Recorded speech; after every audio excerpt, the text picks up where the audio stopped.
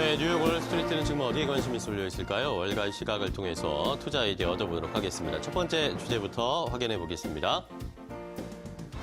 자, 오늘도 트럼프 대통령의 말로 한번 시작을 해보겠습니다. 트럼프 대통령이 이 중국과의 무역 협상과 관련된 이야기도 했고요. 역시 셧다운과 관련해서 민주당을 압박하는 이야기도 역시 했는데 이 두 가지를 한꺼번에 좀 체크를 해보도록 하겠습니다.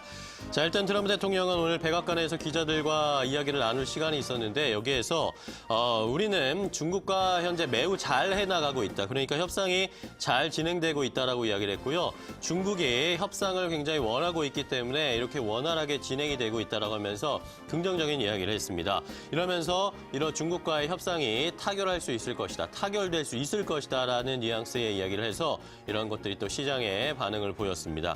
일단은 차관급 협상당이 지난주에 실무 협상을 하고 이번 달 말에 아마 중국의 류허 부총리와 스티브 무누신 재무장관이 또다시 재무장관이 고위급 회담을 이룰 것으로 확인이 되고 있는 상황인데 일단은 중국과의 무역 협상 긍정적이다라는 사인을 주는 트럼프 대통령이었습니다. 하지만 오늘 시장에서는 큰 반응을 일단은 얻지는 못하는 상황이었고요.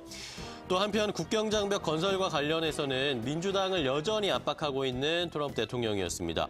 민주당이 전향적인 접근을 계속 촉구하고 있었는데 국경장벽 건설 예산에 동의를 하지 않으면 현재 문제를 풀 방법이 없다고 하면서 민주당에게 계속 협상을 해라라고 이야기를 하고 있습니다.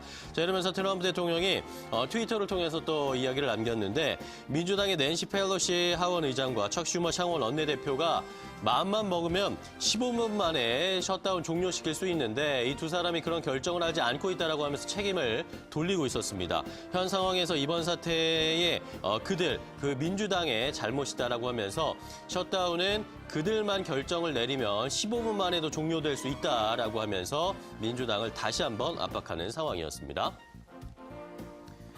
자, 다음은 영국 쪽으로 가보겠습니다. 이제 브렉시트가 과연 어떤 결과가 나올지 관심이 모아지고 있는 상황인데 여러 가지 시나리오에 대해서 투자자들이 이야기를 쓰고 그리고 그거에 대한 대응을 준비를 하고 있습니다. 자, 이런 상황에서 영국의 브렉시트 표결을 하루 앞두고요. 국채 시장이 소위 이 무질서한 탈퇴를 예고해서 좀 관심을 끌고 있는 상황인데요.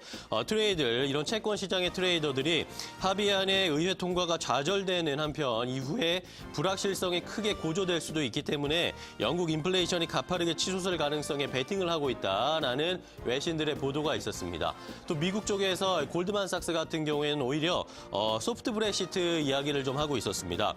기존 브렉시트 계획을 늦추거나 아예 포기할 수 있는 가능성이 점점 커지고 있다라고 하면서 골드만삭스는 예상을 했는데요. 메이 총리가 협상안 투표에서 패한다면 이 의회에 총리의 권력을 빼앗기기 시작할 것이다. 이러면서 노딜 브렉시트 가능성은 최근 몇 주간 더욱 줄어들고 있다라고 예상을 했습니다. JP모건의 예상도 한번 확인해 볼까요? JP모건의 전략가들은요. 교착 상태가 길어지는 것, 그리고 국민투표, 두 번째 국민투표가 열리는 것, 심지어 브렉시트가 단행되지 않는 것들의 가능성이 오히려 커졌다고 하면서 이러면서 영국 기업들의 메리트, 투자할 수 있는 메리트가 오히려 높아졌다라고 평가를 했습니다. 과연 이 브렉시트 결과가 어떻게 나올지 거기에 대해서 또 어떻게 반응을 해야 할지도 미리미리 준비하셔야 할 상황입니다. 자, 다음은 제프리 건들락의 이야기를 확인해 보겠습니다. 신채권왕이라고 불리는 제프리 건들락이요. 올해 회사채 시장의 위험이 좀 가중되고 있다고 하면서 경고의 메시지를 보내는 상황이었습니다. 건들락은 투자 전문지 베런스와 인터뷰를 좀 나눴는데 여기에서 부채의 바다에 관해서 이야기를 하고 있다라고 하면서 연준의 양적 긴축은 증시에도 위험을 좀 초래할 것이다라고 하면서 회사채에 대한 조금 위험성을 나타냈고요. 올해 경기가 침체되는 등 급속히 악화되지는 않겠지만 전체적인 시장이 과도한 부채 위험 등 때문에 증시가 약세장을 보일 것으로 올해 시장을 전망했습니다. 이러면서 증시가 더 떨어질 것으로 예상을 한다고 했고 지난해와 반대로 상반기 시장이 약했다가 연말에는 다소 강해질 수 있을 것이다라는 예상을 하고 있는데 과연 건들락의 이야기처럼 올해 시장이 나타날 수 있을지도 관심이 모아지고 있습니다.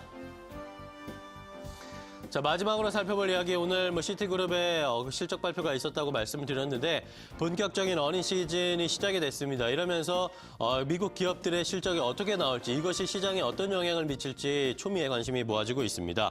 일단은 지난해 4분기 실적과 올해 실적 전망이 계속해서 좀 악화되고 있는데 그래도 CNBC 쪽에서는 이 올해 시장이 나쁘진 않을 것이다라고 전망을 했습니다. 지난 3개월 사이에 지난해 4분기 미국 기업들의 실적 전망치가 5%포인트 낮아졌는데 그럼에도 불구하고 올해 미국 시장, 주식 시장이 그렇게 나쁘지 않을 것이다라고 전망을 한 것이었습니다. 자, 이것에 대해서 조이체방크의 빈키 샤다하 전략가가요. 이런 패턴은 지속할 것이다라고 하면서 분기 실적 전망이 하향될 경우에는 이후 전망 역시 함께 하향 조정되는 경우가 많았다. 이런 것이 과거에도 자연스럽게 있던 패턴이었다라고 하는 것이었습니다.